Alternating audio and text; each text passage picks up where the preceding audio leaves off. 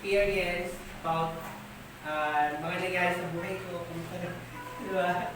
I was being so very silent in the past few months.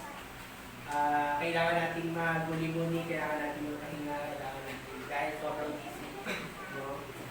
And I really thank God kasi napakabuti ng Diyos sa bawat isa. Kasi di ba, how many of you ligtas sa COVID-19? Nasa kamay, pagpakan ng Diyos. Napakaramdam dahil iningatan tayo ng Panginoon. Amen? Alright? How many of you, anong sa tingin nyo yung pakiramdam ng lagi yung inuuna? Yung lagi kang first. Yung lagi kang unang sa pila kapag magbayad ka sa cashier. Ano yung pakiramdam yung kapag mag-withdraw ka ng pera, kung may i-withdraw ka, no? Lagi kang una sa teller or sa machine. Kapag bibili ka ng favorite food mo or bibili ka ng isang paborito mong bagay, anong pakiramdam kapag ikaw yung pinakauna? Anong pakiramdam kapag ikaw yung pinakaunang i-chat sa umaga ng crush mo? Anong pakiramdam kapag yung unang magpo-post sa wall mo, yung crush mo ng happy birthday, Merry Christmas, Happy New Year, and anong pakiramdam? Masarap, di ba? Ikaw yung lagi inuuna. Masarap yung lagi ikaw yung inuuna, tama? Ano pakiramdam mo yung una kang nakatanggap na regalo? And yung una ka sa listahan ng honor. Ano pakiramdam kapag nakita mo yung pangalan mo sa top? Diba? Ano pakiramdam kapag... Ano yung pakiramdam nung una ka nakapunta ng Tagaytay, nakita mo yung bulkang ngayon? No? Wow! Ang ganda ng scenery. Anong pakiramdam nung unang naramdaman mo yung lamig? Ay, Tagaytay na ba ito? Nararamdaman ko na yung lamig? No? Anong pakiramdam nung una kang nakapunta sa picnic grove na akala mo maganda, yung pala sobrang haba na lalakarin mo? Diba? Ano yung pakiramdam ng lagi kang inuuna? Yung pakiramdam mo, ano yung pakiramdam ng isang bagay na lagi ko yung priority? Napakasarap, tama? Alam mo yung sagot. Ang isang sukatan para malaman mo kung gaano kahalaga sa iyo ang isang tao ay kung gaano kadalas mo siya lagi pinunan. Tama? Kapag mahalaga sa iyo isang tao, halimbawa, importante talaga sa iyo isang tao, kumakain siya, kukuha mo siya ng tubig. Tama? O kaya, kukuha mo na siya yung pinaka-the best part ng ulam, sa kanya yung ulo ng bangus, yan. Kasi sa kanya paborito niya yung taba, yung taba ng bangus, no? Masarap sa pakiramdam, tama? Alright? Masarap sa pakiramdam yung lagi kang inuuna. Naparamdam mo na ba ito kay Jesus? Marami nagsasabi na lagi nilang inuuna ng Diyos, pero ang totoo ay hindi naman talaga para lang mapagtakpan nila yung kanilang selfishness. Kaya sinabi ni Jesus, sabi ni Jesus on Matthew chapter 15 verse 8, "These people honor me with their lips, but their hearts are far from me." Lagi nila sinasabi sa sarili nila, lagi kong inuunang Panginoon sa lahat ng ginagawa ko. No? Yung si God yung center ng relationship namin, siya yung lagi kong inuunsol bago ko gumawa ng isang bagay. No? Lagi natin sinasabi na inuuna natin ng Diyos. Pero ang sabi ng Panginoon, etong mga taong to, pinupuri nila ako sa pamamagitan ng mga salita, pero ang puso nila ay sobrang layo sa akin. Yun ang totoo. No? Magpo-post ako ng verse sa Facebook, pero ang totoo, backslide ako, hindi ako nagpe-pray. Mahilig akong manood mahilig akong mag-post na mag-share ng mga verses sa Facebook, pero ang totoo, hindi na talaga ako nagpe-pray. No? Kaya sabi ni Jesus sa mga tao, dun sa mga Pariseo, sabi niya, itong mga taong to, ang bukang bibig nila yung word of God, pero malayo talaga yung puso nila sa akin. No?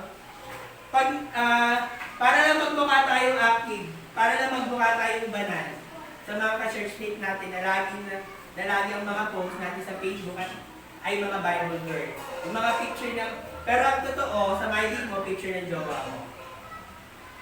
Totoo, ang minding mo, picture na nagtitiktok ka. Yung post mo sa wall mo, verse. Pero ang minding mo, iba sa sinasabi ng timeline mo. This is the truth.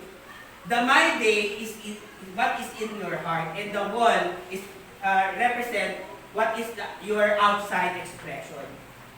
Yung timeline mo, ano mo lang yan eh. Ito para makita ng tao. Pero yung my day mo, yung talagang ginagawa mo. Tama? Hindi ako. Pasensya na kayo, ganito talaga ako mag-preach. Talagang direct to the point ako, pero wala akong pinapatapahan. Alright.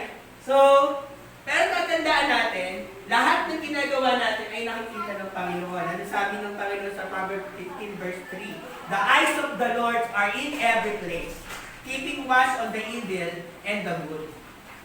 Kahit sabihin mo na gami ako, kahit sabihin mo na active ako, pero hindi naman talaga. Introduction pa lang yan. Let us pray before we start. Let us close our eyes. Let's pray. Heavenly Father God, guide us as we go along with our Panginoon, sa aming pong pag-bibis na ito. Help us, Lord, open our eyes, open our mind, open our spirit, so that we may able to understand your word in this day. Meekness your footstool, O Lord, para maging karapat-dapat ako sa iyong salita. Gawin mo lang ako channel ng iyong salita, pamaramdaman ng bawat isa sa Lord. This we pray in Jesus' mighty name. Amen. What do you think should be our topic for this morning? Anong pakiramdam ng lagi kang inuuna? I let you to figure out what is the topic for this morning, but as we go along, malalaman nyo kung ano. Alright? Sabi ko nga kanina, hindi tayo makakapagtago sa presensya ng Panginoon. God is omnipresent. Right? Amen? Anybody say amen? Kahit magtago ka sa pinakailalim, pinakamadilim na lugar ng mundo, nakikita ka ng Diyos. Kahit magsuot ka ng pinakamagandang damit, pinakahuling damit, pero ang puso mo, nakikita ng Panginoon. Amen? Maybe active ka ngayon sa youth, pero yung intention mo, ano ba talaga? What is your intention? Bakit ka nag-church? Para lang ba masabi na maliligtas ako at the end of the world? Kasi active ako sa church? Or para lang masabi ng mama mo na, godly ako, hindi ako kapagalit kasi godly ako lagi ako sa church. What is your intention? No? Sabi ng Jeremiah 23, ito, Can a man hide himself in a secret place? Kaya ba magtago ng isang tao sa sekretong lugar? Sa mata ng Panginoon? Can a man hide himself in a secret places so that I cannot see him? Declares the Lord. Do I not feel the heaven and earth? Declares the Lord. Hindi ba kayang tingnan ng Panginoon ang bawat sulok ng mundo? Amen? Hello? Parang hindi tayo. Gusto ko kasing realize natin yung kapangyarihan ng Panginoon. Guys, kahit mag-isa ka sa kwarto mo, at natin ka dito sa church, active ka, pero pagdating mo sa bahay mo, iba yung ginagawa mo, nakikita pa rin ang Panginoon. Ang Diyos hindi pikit mata sa loob ng kwarto mo, o sa loob ng CR or whatever, in every place na pinagtataguan mo sa mga lugar na pwedeng nag-escape ka. People nowadays are hiding in an online game. Diba? Sa Messenger, hindi mo makikita na may kausap na ibang lalaki o ibang babae, may karelasyon sa... Pero sa online world meron. Iba na ngayon eh. Iba na mga kabataan ngayon. They are very techy. Talagang magaling sila sa internet ngayon. No? Pero kahit itago mo pa yung totoong nararamdaman mo sa RRP o sa RPW o role-playing world, o kaya, meron kang RP account na doon mo ina-express ang sarili mo na eto talaga ako, hindi ka makakapagtago sa harapan ng Panginoon. Amen? You cannot hide from the eyes of God because God is everywhere. Amen? Nakikita ng Diyos sa lahat ng account mo. Sino may account sa Laika? Trending ngayon yung Laika eh, no? Yung account mo sa Instagram mo, yung account mo sa RP mo, maybe tatlong account mo sa Facebook mo, o kaya meron sa secret message, sa filtered message, lahat ng mga pinagtataguan mo na app, ng mga videos sa app doon sa loob, nakikita ng Panginoon. Dahil hindi hindi natin kaya higitan ang talino ng Panginoon. Amen. We should have to put God first in everything we do. Kaya nga G-first kayo eh. Sabi ko, Lord, ano bang task ko sa mga kabataan nila? Because this new year, we should have to put God first in everything we do. Kailangan mong gawin una ang Panginoon sa lahat ng bagay. Okay? Kasi you will never be able to reach your dreams unless si God yung paunahin mo. Okay? The topic for today is God above all else. God above all else. Sinubukan mo na ba punahin ng Diyos lagi sa ginagawa mo? Who said yes? Okay. Siguro, pagkakagay ako, siguro, medyo slight gano'n. No? Saan? Putting God above all else is our priority. Lalo kayo mga kabataan kayo. Yung damdamin mo, pahilayo pa kayo. Pero kapag ang Panginoon ang laging nasa center ng buhay natin, siya yung laging nauuna, idadayon niya tayo ng tamang lugar. Amen? Kaya tayo mga kabataan, dapat nagpapalig tayo sa Panginoon. So we have to put God first in times of the following. Bigyan ko kayo ng pointers. Putting God first in times of first is happiness. Sa oras na masaya ka, dapat inuuna mo pa rin ang Panginoon. Pag masaya tayo, nakakalimutan na natin yung source of joy natin, which is God. Nati-take over tayo ng mga bagay o tao na nakapagpapayasaya sa atin dahil yung tayo nakakaramdam ng content. Kapag masaya ka, hindi ka na nag-church kasi masaya ka. Pero kapag marami ka ng problema, doon ka lang nakakaisip na naman sa Panginoon. Amen? Nasa-satisfy yung emotional and physical aspect mo. No? The secret of happy, sabi ni W. Tozer, the secret of a happy life is giving God the first part of your day. The first priority to every decision and the first place in your heart. Tandaan natin na lahat ng bagay dito sa mundo ay hindi natin pagmamayari at hindi ito permanente. Okay? Kapag masaya ka, ano din mo nang ginagawa ko? Kapag marami kang pera, masaya ka, di ba? Sino hindi masaya pag marami pera? Oo, come on. Masaya tayo pag marami tayong pera, di ba?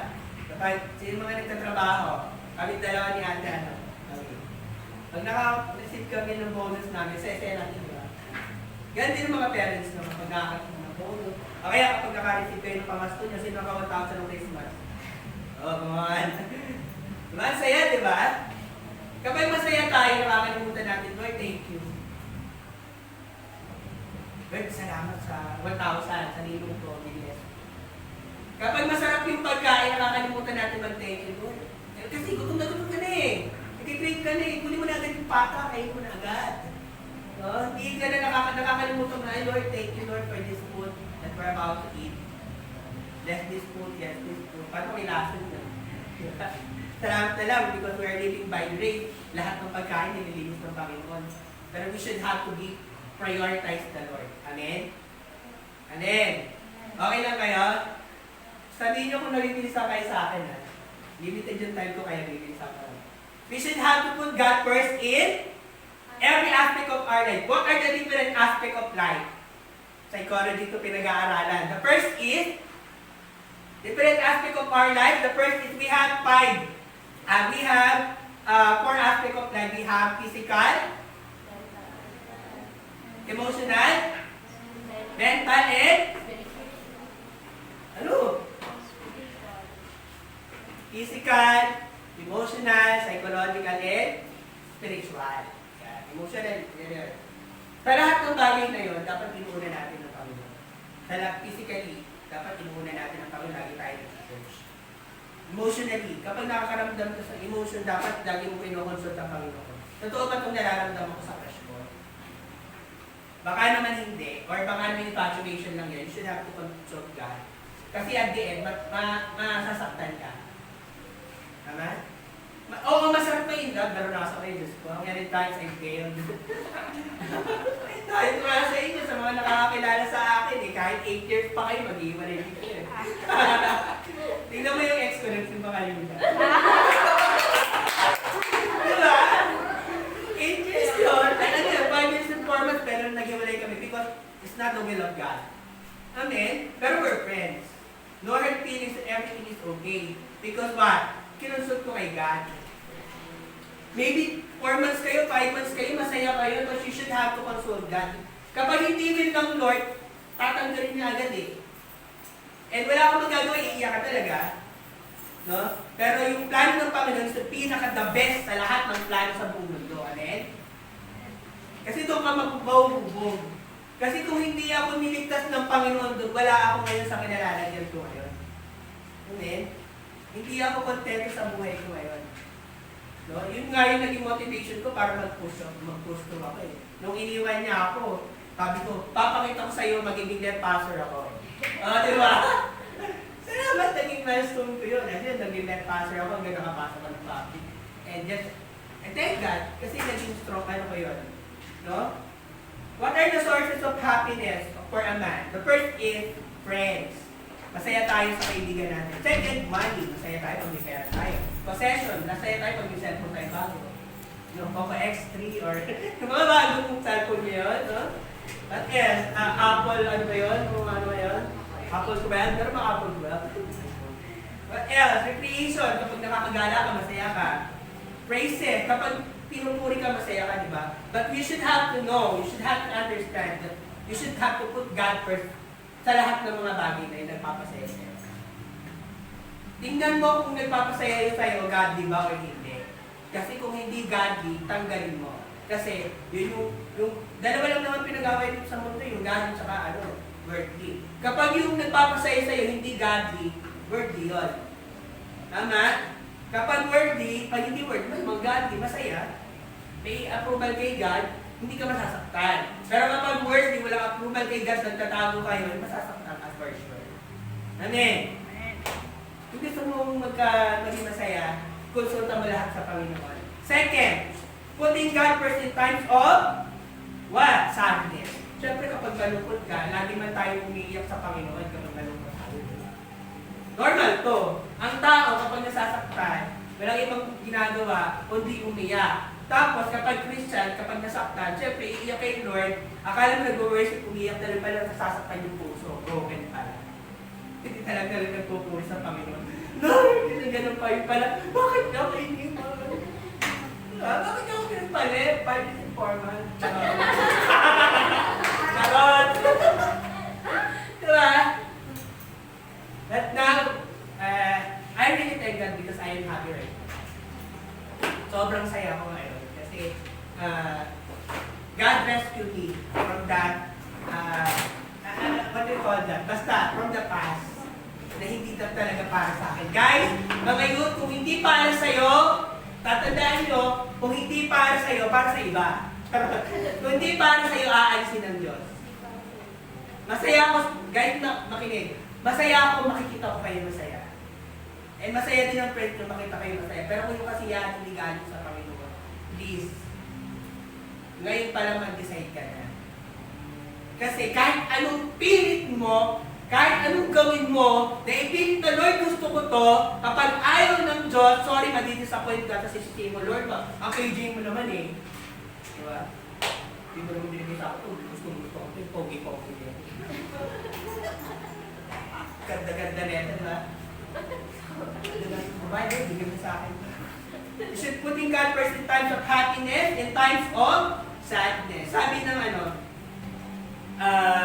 everything, Romans chapter 11 verse 36, everything is from Him, and by Him, and for Him. Glory belongs to Him forever. Forever, amen. Lahat ng bagay ay galing sa Panginoon. Kung yung cellphone mo ngayon nagpapasaya sa'yo, nag-ML kayo ng kadugo mo, sana hindi ka dugo. Sana may kadugo. Kung nagiging masaya kayo ngayon ng kung sino ba nagpapasaya, guys, ba ako pinatatamaan dito lahat tayo nagpapasaya tayo sa atin. Sino man ang nagpapasaya sa'yo ngayon? Sana all. Sana all? Sino man ang nagpapasaya sa'yo ngayon? Ipag-pray mo kay God. Amen? Lord, gusto ko si Brian. Ay, si Brian. Lord, gusto ko si, ha? Gusto ko talaga. Ipag-pray mo kay God. Huwag ka magmadali, okay? Kung gusto mo talaga siya, ipag-pray mo kay God. Huwag kang magmadali. Everything will fall into place kapag binigay mo sa Panginoon. Hindi sa nagiging ano ka. Pero kailangan talaga, maniwala kayo sa akin, based on my personal and expert experience. Based on my personal and expert experience, kapag hindi para sa'yo, tatanggalin talaga sa'yo. Maniwala ka sa'yo, may 8 years ako, tinanggal ang Panginoon sa akin. Sa iyo eh.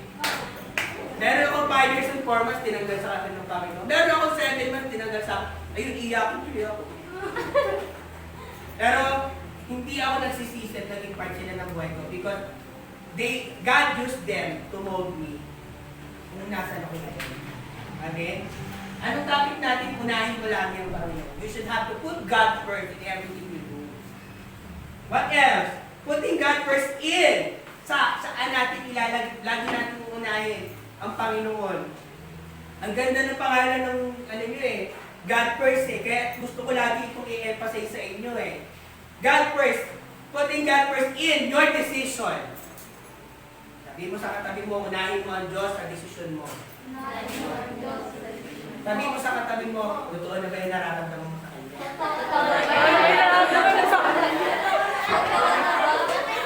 Ano?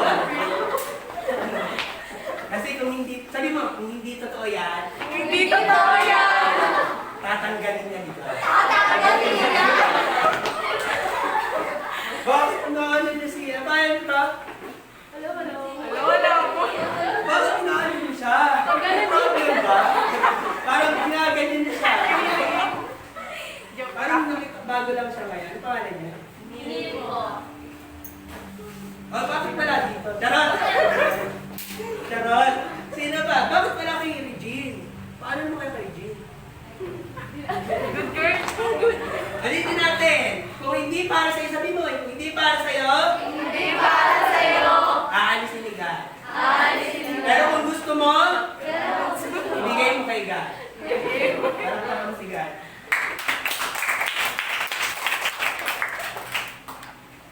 You should have to put God first in your decision. Kapag makinig kayo, kapag nagkasabay yung dalawang lakad mo, pupunta ka ng mall o may biglang bisita, unahin mo pa din ang Panginoon. Halimbawa, may dalawang situation sa buhay mo, kailangan mo unahin ang Panginoon, dapat unahin mo yung Lord. Tama? Pero kasing mga desisyon sa buhay natin na napakahirap mamili kung sa Panginoon at sa word. Amen? Dapat unahin mo ang Panginoon. Sabi mo sa Panginoon, unahin mo ang Panginoon. Ulitin mo lang sa naman. Okay. Matthew chapter 6:33. But seek ye first the kingdom of God and His righteousness, and all these things shall be added unto you. Gusto mong makinig? Gusto mong makuha? Ano daw? Gusto mong makuha? Hello? Ano sabi ng Panginoon? Unahin mo muna ako. Gusto mo siya makuha? Unahin mo. Yan yung, ang sarap ng word of God, no? Direkta. No? Kaya gusto mo siya makuha? Unahin mo ako. Masabihin ko sa'yo kung gusto ko ibigay sa'yo. Ano eh? Gusto mo ng iPhone 12? Unahin mo ako. Parang gusto niya iPhone 12? Unahin mo siya. Gusto ng magandang relationship sa Lord, gusto mo magandang grade, unahin mo ang Panginoon. Sabi, Kuya Rex, ano bang logic yan? Ba't unahin ko siya tapos daw mag-aaral? Hindi gano'n, no? Kapag inuna mo ang Panginoon kasi, tuturuan kayo kung anong dapat mo gawin. Hindi kanya iiwan, sige, unahin mo ako. Sige na, pwede ka nang gawin. Gawin mo na gusto mo. Hindi gano'n. Kapag lumapit ka sa Panginoon, okay, since inuna mo ako, eto dapat mo gawin. Sumunod ka ngayon. Okay? What else?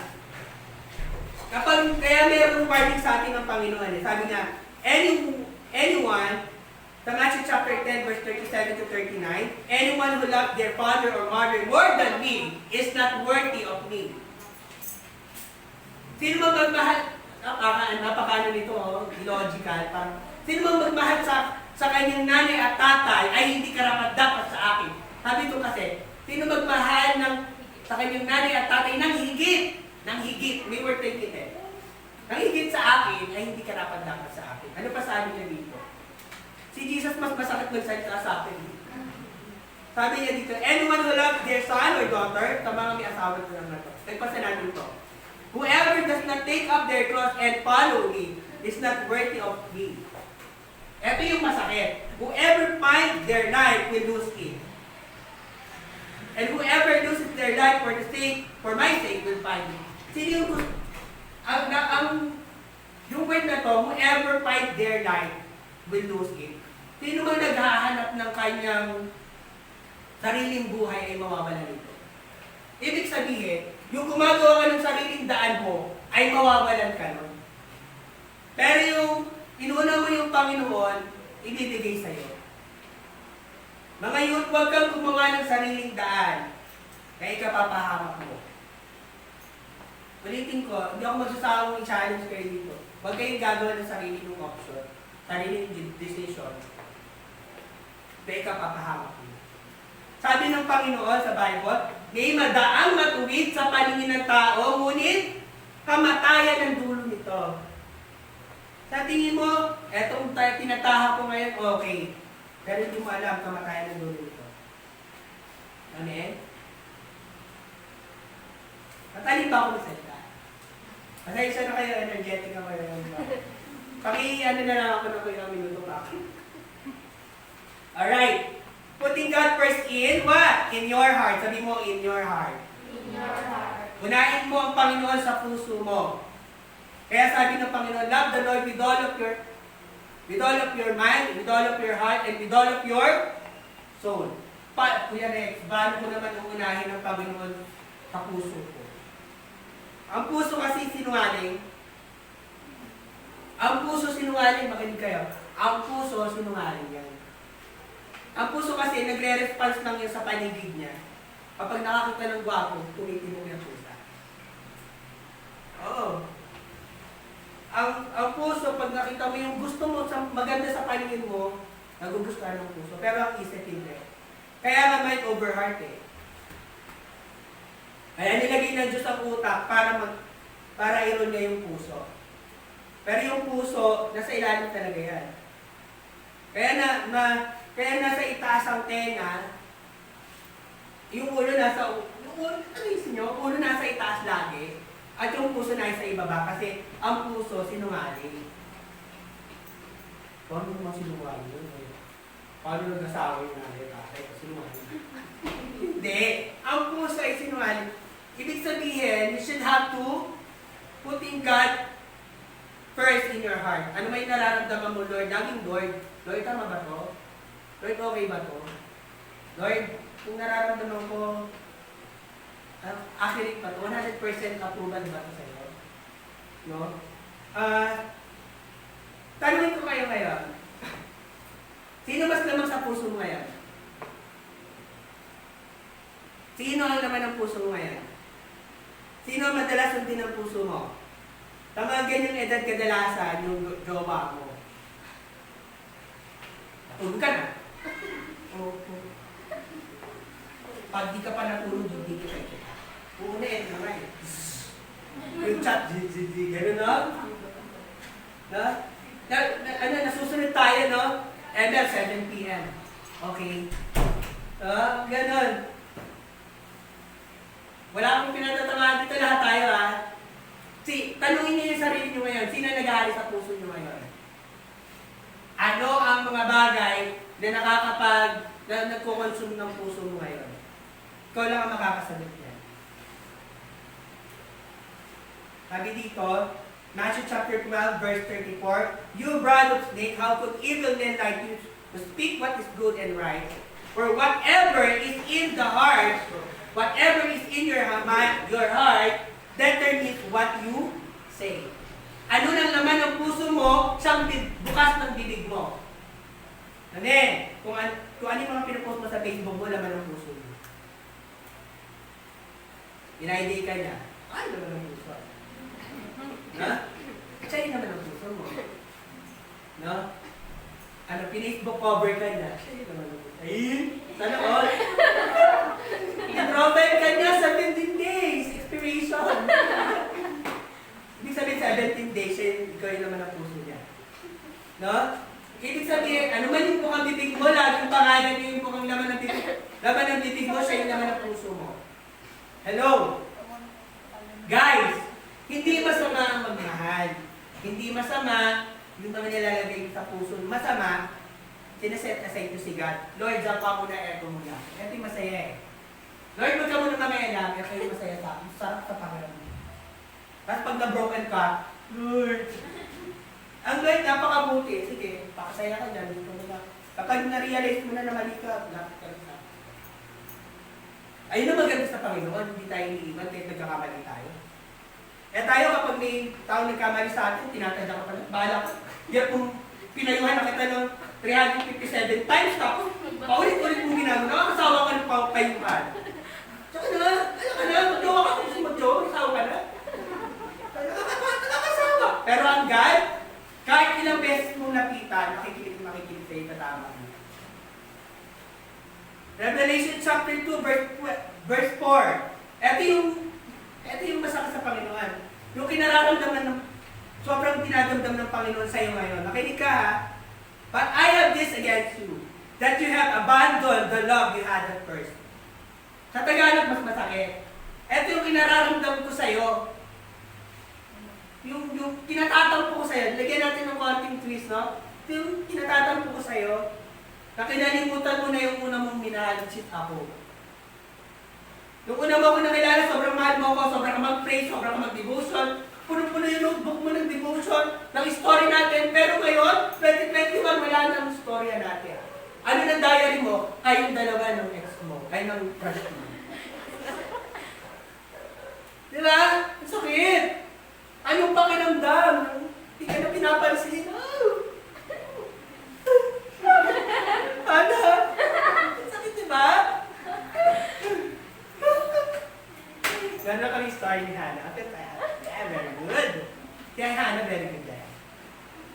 Ano po niya? Story ni Hannah. Kahit yung nagsasab sa akin yung mga yan.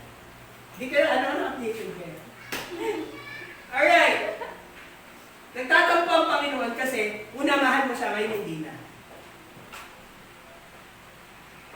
Lagi ka nagpe-pray sa umaga, thank you ka, pero ngayon Facebook na una. Nagpe-pray ka sa umaga, lagi siya inuuna, pero ngayon messenger na ng crush mo yung tinitignan mo lagi, kung nag-chat pa sa'yo. Napaka-unfair sa Panginoon, na lagi siyang nandyan, sa mga oras na kailangan mo siya, tapos kapag nasasaktan ka na, lalapit ka sa Kanya. Because God is so loving, hindi na tayo iiwan. Should have to put God first in your, tapos una yung heart, pangalawa yung mind. Sa lahat ng desisyon mo, ngayon, tatanong ko ulit kita, sino ang laman ng isip mo ngayon? Laman ng puso, kanina. Ngayon, sino ang laman ng isip mo ngayon? Hindi ko tatanong ngayon kasi ikaw makakasagot yan. Tingnan mo yung messenger mo, sino unang tao ng laman. Siya yung laman ng isip mo. Si Carla Project. Naisip niya ni Carla.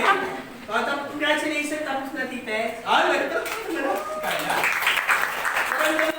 Nakabahan kayo, nasarapan ka ng mga paano sa title defense, parang nanganginginig ka na. Tapos kapag okay na. Parang joke lang ang lahat. Kung natapos, di ba?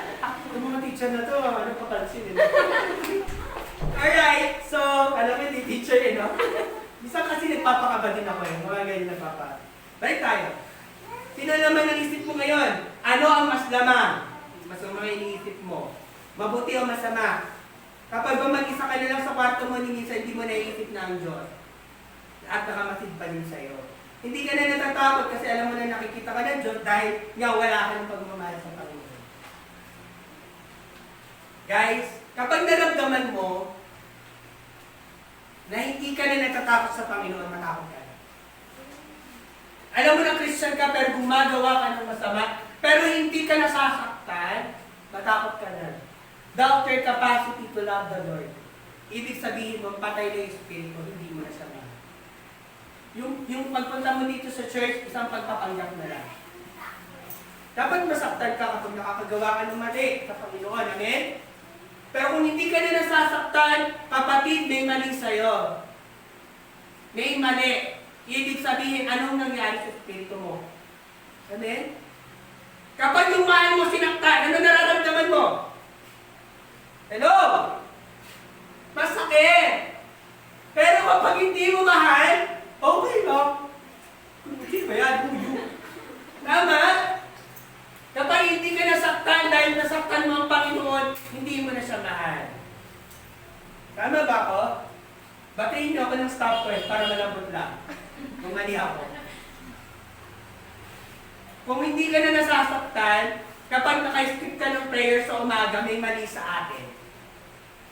Kapag hindi ka na nasasaktan, kapag nakagawa ka ng isang decision, tapos di mo kinonsult kay God, may mali sa'yo.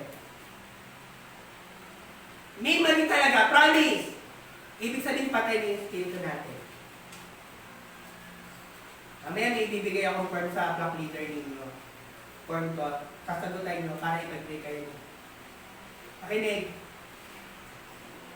Sabi ng Romans chapter 12 verse 2, sabi ng Panginoon, do not conform to this world, but be transformed by the renewing of your mind. Magbago na tayo ng isip. Sabi mo sa katabi mo, magbago ka na ng isip. Magbago na ng isip. Kung yung isip mo, siya na lang laging naman ng isip at puso mo, baguhin mo yung kapatid. Mali. Kapatid, mali. Kung ang laman, okay pa na siya ng isip at puso mo, mali. Unahin mo muna ang Panginoon. Mahalin mo ang Panginoon. Hindi ka matutupong magmahal kung kaya mahalin ng Panginoon eh. Hindi mo siya kaya alagaan kung ang Panginoon hindi ka responsabling mahalin ng Diyos, hindi mo siya mabubuhay kailanman. Hindi mo siya kayang mahalin ng Diyos. Because God is love. God is the author of love. Because He is love alone. Siya yung pag-ibig. Kung siya yung nalang laman ng puso isip mo, kaya makinig mga love song eh. Napaka-selfish. Ikaw ang laman ng isip at puso. Mga ganun mga lirik ng kakaligid. Napaka-selfish. Dapat ang Diyos muna. Ano mas lamang ngayon sa mesa sa cellphone mo, mga music? Anuhin kita. Kanta ng Blink? BTS? Ano? Or real song?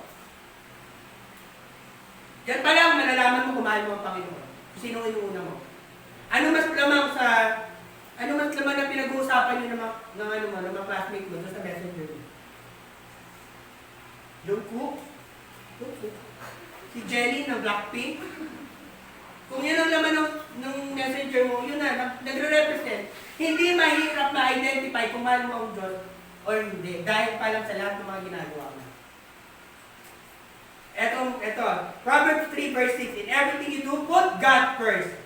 And He will direct you and your crown, your effort with success. Sa lahat ng gagawin mo, unahin mo ang Panginoon. Sabi mo sa katabi mo. Sa lahat ng gagawin mo, unahin mo ang Panginoon. Anong pangalamdan ng binalawala? Sagot. Sakit. Yung isin lang ng crush mo yung messenger mo, yung chat mo. Yung nag-highlight lang yung bilog. Ibig sabihin na nasin eh, di ba? Pero kapag, yung nag-highlight, ibig sabihin na-receive niya. Kapag kapag bumaba na yung mukha mo, ibig sabihin nabasa niya na, di ba? Ngayon, tapos hindi ka nireplyan, ang pakiramdam. Ganun din na nararamdaman ng Panginoon. Youth, God first, chosen generation. Kaya yan ang pangalan ng youth fellowship natin. Because God wants you to be what? Na i-priority mo siya, na unahin mo siya. Anong pakiramdam ng mga panahon na una, ang sweet-sweet mo, ngayon wala na? Ano pakiramdam sa kanya? Wala, ang sakit. Naalala ko nun, nagpakatanga ako sa isang babae 7 months. Sobrang sakit. Kasi, nung kwento ako sa inyo, sobrang sakit. Ako na yung pinakamahal sa mga. Pero ngayon, pinakaswerte dahil natagpo ako Panginoon. Napakasarap kasi nililigtas ako lagi ng Panginoon. Bakit dumating kayo sa sitwasyon na wala na? Nasali ka na hindi na siya kausapin. Ano pakiramdam na hindi na ikaw yung unang kinakausap? Na hindi na ikaw yung nagpapasaya sa kanya? Masakit. Ang sagot is masakit. Amen? Guys, nasasaktan ng Diyos kapag di mo siya inuwi. Kaya sabihin mo sa kapwa mo, mahal mo ba ang Diyos? Oo. Pero sinasaktan natin ng Panginoon. Dahil ito ginagawa natin. Amen? Masakit, sobra, para sa Diyos na makita niya na masaya ka na sa iba. Na lagi mo na kinakausap yung crush mo, pero siya hindi mo man lang siya makausap. Masakit na makita ng Diyos na sa iba ka na humingiti. Nasa iba ka na may oras, nasa iba ka na kinikilig, nasa iba ka na mahaba ang oras, nasa iba ka na kumite, nasa iba ka na tumatawa, nasa iba ka na sumasama, na hindi na siya ang pinili mo. Masakit sa Diyos na malaman na iba na ang mahal mo, hindi na ang Panginoon. Masakit sa Panginoon na hindi na siya yung inuuna mo, na lagi na lang siya yung last resort, na lagi na lang akong pangalawa, na lagi na lang ako yung pinupuntahan mo kapag hindi na maganda nangyayari sa buhay mo. Kapag nalulungkot ka, sa kanya ka iiyak. Kapag hindi na okay, sa kanya ka lalapit. At kapag okay na ang lahat, parang wala na lang ako sa'yo. Iiwan ko sa iyo yung mga katanungan na yan. Sino ang inuuna mo sa buhay mo? Let us close our eyes. Okay. Heavenly Father God, just want to thank you, Lord, for this wonderful message that you have given us.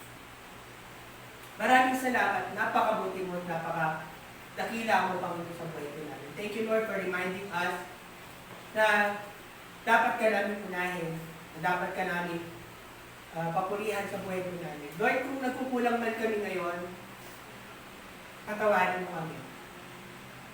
Patawarin mo kami sa lahat ng ginagawa ko namin na nakakasakit ng puso mo, Panginoon. Patawarin mo kami dahil hindi na ikaw yung laman ng puso namin. Patawarin mo kami, Panginoon, dahil hindi na ikaw yung laman ng isip namin, na hindi ka na namin inuuna. Pero at this time, Lord, hayaan mo, bigyan mo kami ng pagkakataon na unahin ka namin to make us realize that we are wrong from our choices na hindi ka namin unahin. Maraming salamat sa iyo, Panginoon. Salamat, Panginoon, dahil napakabuti mo na nagiging consistent ka sa akin, Panginoon. Revelation chapter 2, verse 4, sabi ng Panginoon, "But I have this against you, that you have abandoned the love you had first." Exodus chapter 20, verse 3, "You shall have no other God before me." John 10, verse 27, "My sheep hear my voice, and I know them, and they follow me." Kapatid, kung meron kang pagkakamali ngayon sa buhay mo ngayon, bibigyan kita ng time para mag-sorry sa Panginoon. Ito yung time mo para mag-sorry sa Kanya. Sabihin mo lahat ng mga pagkukulang mo sa Kanya ngayon. Let us take this a moment of silence para mag-sorry sa Panginoon. Lord, maraming salamat. Patawarin mo kami sa mga pagkukulang mo namin. Hallelujah, Lord. 1 John 1:9, "If we confess our sins, He is faithful and just, and He will forgive our sins and purify us from all our unrighteousness." Papatawarin ka niya ngayon. Anak, binibigyan kita ng pagkakataon na baguhin ng lahat. Ibalik mo yung relasyon natin. Maraming salamat po, Panginoon, sa aral na ibinigay niyo sa akin. Maraming salamat po kung amin na lang sa pangalan ni Jesus. Amen. Palakpakan natin ang Panginoon. Mag-iiwan ako sa yung leader ng form. Sagutan ninyo.